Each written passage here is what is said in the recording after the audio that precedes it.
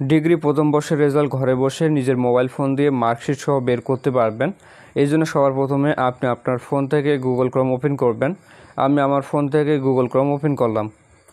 Google Chrome open করার পর search অপশনে লিখবেন NU, তারপর লিখবেন রেজাল্ট। NU রেজাল্ট লিখে সার্চ করবেন।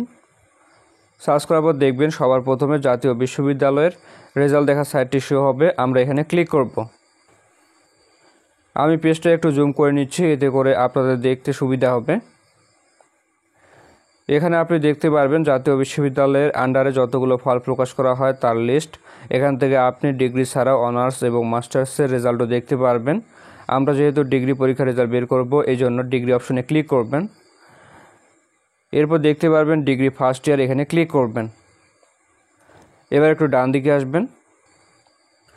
রেজাল্ট টাইপ ইন্ডিভিজুয়াল রাখবেন। এক্সাম রোল, এখানে ডিগ্রি ফার্স্ট ইয়ার পরীক্ষার অ্যাডমিট কার্ডে দেখবেন আপনার রোল নাম্বার দেওয়া আছে, সেটা এখানে বসাবেন। রোল নাম্বার বসানো হয়ে গেলে অ্যাডমিট কার্ড দেখে আপনার পরীক্ষার রেজিস্ট্রেশন নাম্বার রেজিস্ট্রেশন ঘরে বসাবেন।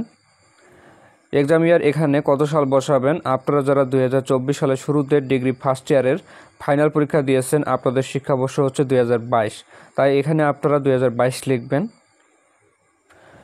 এরপর নিচের দিকে দেখুন, এখানে একটা ক্যাপচা আছে।